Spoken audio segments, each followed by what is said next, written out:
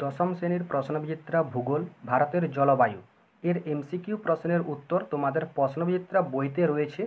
চলে যায় সরাসরি এসএকিউ প্রশ্ন উত্তরে। তো প্রথম প্রশ্ন রয়েছে, কোন কোন বায়ুর প্রভাবে তামিলনাড়ুতে বছরে দুবার বৃষ্টি হয়? দক্ষিণ পশ্চিম ও উত্তর পূর্ব মৌসুমী বায়ুর প্রভাবে। পরের প্রশ্ন, ভারতের কোন জায়গায় বছরে দুবার বৃষ্টিপাত হয়? করমণ্ডল উপকূলে।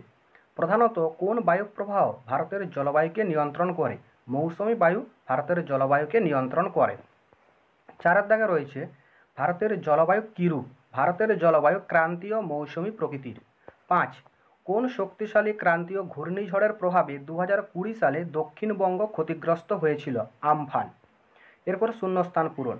ক্রান্তীয় পূবালি জেড বায়ু ড্যাশ বায়ুকে ভারতে আসতে বাধ্য করে? মৌসুমী বায়ুকে।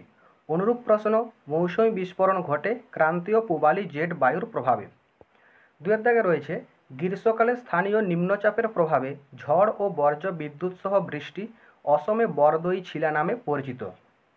অথবা অসমের প্রাক মৌসুমী বৃষ্টিপাতকে বলে বরদই ছিলা। 3, ভারতের সর্বাধিক বৃষ্টিবহুল স্থান হল মৌসিনরাম। অথবা ভারতের আর্দ্রতম স্থান কোনটি? মৌসিনরাম। 4, ভারতের শীতলতম স্থানটি হল লাদাখের দ্রাস।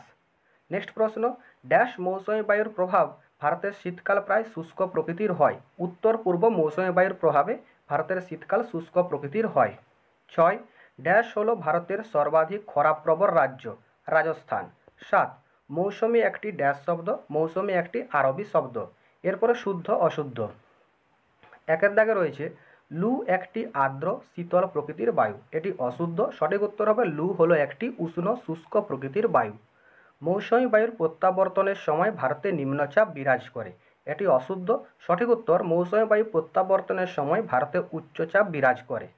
3, শীতকালে ভারতের মাঝ বরাবর উপক্রান্তীয় পশ্চিমা জেড বায়ুর অবস্থান লক্ষ্য করা যায়। এটি শুদ্ধ। এরপর বাম দিক ও ডান দিক। প্রথমে রয়েছে কালবৈশাখী, এটি হবে পশ্চিমবঙ্গ প্রাক দক্ষিণ পশ্চিম মৌসুমী বায়ু বিকেলবেলা। আর 2 রয়েছে আম্রবৃষ্টি বা কর্ণাটকে আম্রবৃষ্টি কী নামে পরিচিত?